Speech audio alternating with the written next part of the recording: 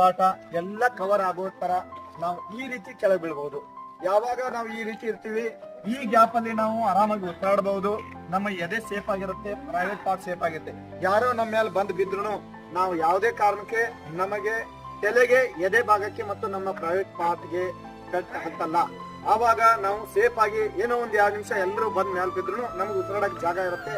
ಆಮೇಲೆ ನಾವು ಸೇಫ್ ಆಗಿ ಎದ್ದೇಳ್ಬಹುದು. ಆದ ಕಾರಣ ಯಾವುದೇ ನಾವು ಜನಸಂಧಿಯಲ್ಲಿ ಕೆಳಗಡೆ ಬಿದ್ರೆ, ಜನ ನಮ್ಮ ಮೇಲೆ ಬೀಳುವಂತ ಪ್ರಸಂಗ ಬಂದ್ಬಿಟ್ರೆ ನಾವು ಇಮಿಡಿಯೇಟ್ ಆಗಿ ಈ ಪೊಸಿಷನ್ಗೆ ಬಂದ್ಬಿಡಬೇಕು. ಓಕೆ, ಈ ರೀತಿ ಕ್ರಂಚಿಂಗ್ ಪೊಸಿಷನ್ಗೆ ಬರುವುದರಿಂದ ನಮ್ಮ ಮೇಲೆ 4-5 ಮಂದಿ ಬಿದ್ದರೂ ಸಹ ನಮಗೆ ಯಾವುದೇ ರೀತಿ ತೊಂದರೆ ಉಂಟಾಗುವುದಿಲ್ಲ. ಇದರಿಂದ ನಾವು ನಮ್ಮ ಜೀವವನ್ನು ರಕ್ಷಣೆ ಮಾಡಿಕೊಳ್ಳಬಹುದು.